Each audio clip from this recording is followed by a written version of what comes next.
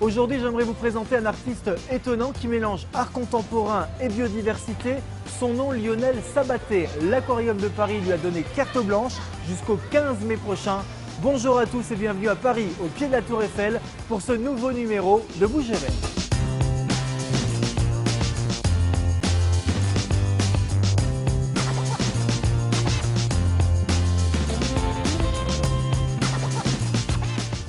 Et pour commencer cette émission, nous sommes au milieu du tunnel des requins avec vous, Alexis Povilevitch. Bonjour. Bonjour. Vous êtes le président de l'Aquarium. Exactement, bienvenue. On vient vous voir pour une raison très particulière, c'est l'exposition de Lionel Sabaté. C'est quand même étonnant d'accueillir une exposition d'art contemporain dans un aquarium.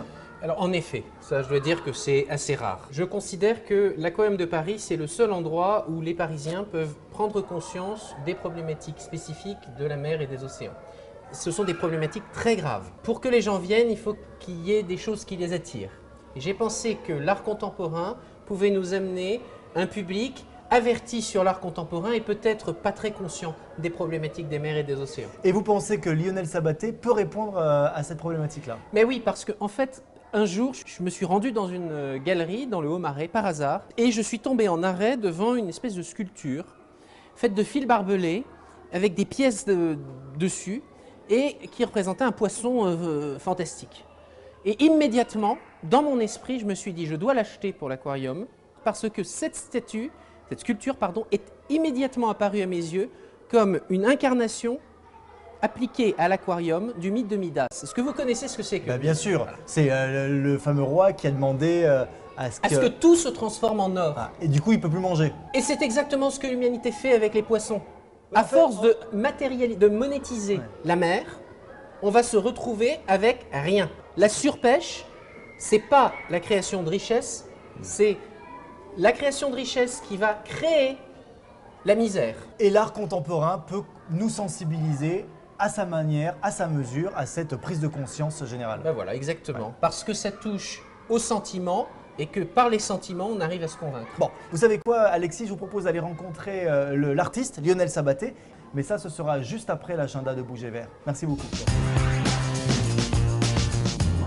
Et on continue à parler art contemporain dans ce premier agenda, puisque je vous invite au festival Circulation qui a lieu en ce moment et encore pendant une semaine à Paris. Alors c'est un festival de photographie qui vous propose un véritable regard croisé de différents artistes sur l'état de notre planète en ce moment. Expose. Le premier s'appelle Clément et mon deuxième coup de cœur est une jeune femme. Voici une balade sur les côtes irlandaises. Le festival 16 mars prochain à Paris. Allez, un peu de cinéma maintenant. Imaginez 2 secondes ce que deviendrait la Terre. Imaginez 2 secondes de science-fiction japonaise que je vous propose. L'abbaye cistercienne de Vaucelles, c'est à 10 km à peu près de Cambrai. Des ongles, de la poussière et de la peau morte, autant vous dire que l'artiste que j'ai envie de vous présenter aujourd'hui a une notion très personnelle et toute particulière de l'art du recyclage. Bonjour Lionel Sabaté. Bonjour. D'où ça vous vient cette envie de recycler ce genre de choses? Alors c'est venu d'une envie qui est de l'ordre de l'affectif, en fait. C'est-à-dire que j'étais attiré par des matériaux qui sont habituellement rejetés. Et souvent, il y a une poésie dans ces matériaux qu'on délaisse. Alors, il y a certaines œuvres, justement, qui sont faites avec ces peaux mortes. Franchement, c'est joli, mais c'est quand même très particulier. C'est bizarre, ces peaux mortes. Oui, en effet, c'est particulier, mais c'est assez ambivalent parce que lorsqu'on se serre la main ou des choses comme ça, on ne trouve pas que les peaux sont sales. Et dès qu'elles sont détachées du corps, elles nous dégoûtent. Il y a un rapport à la mort comme ça qui est assez étonnant, mais irrationnel.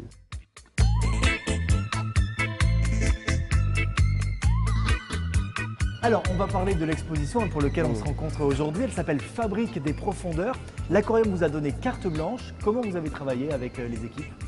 D'abord, ça a été avec le lieu. Donc ça a été pendant 1 an, venir faire de nombreuses visites dans cet endroit. C'est très particulier car l'imaginaire est déjà très sollicité. On est vraiment dans un autre monde, un monde auquel on n'a pas accès, celui des profondeurs.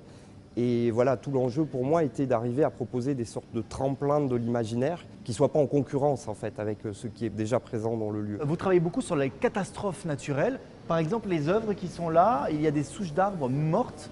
Oui, alors en fait ce sont des souches d'arbres qui proviennent de la Meuse. Donc avec le vent des forêts, on a récupéré ces souches qui sont mortes durant la tempête de 99. Ce Ce sont des arbres qui ont vécu dans une zone marquée par la guerre. Il y a des tranchées, des traces d'obus et qui portent la mémoire en fait de ces conflits de l'Europe. Et en fait, j'ai choisi de leur redonner vie, en fait, de leur redonner une nouvelle vie en faisant des créatures qui sont là encore des sortes de phénix ou des sortes de poussins de dinosaures, enfin bon, de dragons, on imagine ce qu'on veut. Et l'idée, c'était en fait d'utiliser les pièces de 1 centime d'euro qui apparaissaient en 99 au moment où l'arbre meurt, la pièce qui naît est peut-être une nouvelle idée, quelque chose de nouveau. Donc c'est la jonction de cycles minéral, végétal, animal, humain, pour former des créatures qui extravagantes. Encore une fois, le cycle de la vie renaît ici. Merci beaucoup en tout cas Lionel Sabaté pour cette visite guidée. Lorsque vous viendrez à Paris visiter la capitale, arrêtez-vous ici. Vous pouvez découvrir cette exposition jusqu'au 15 mai prochain. Je vous retrouve dans 7 jours sur Ushuaïa TV pour un nouveau Bouger Vert. Je vous embrasse.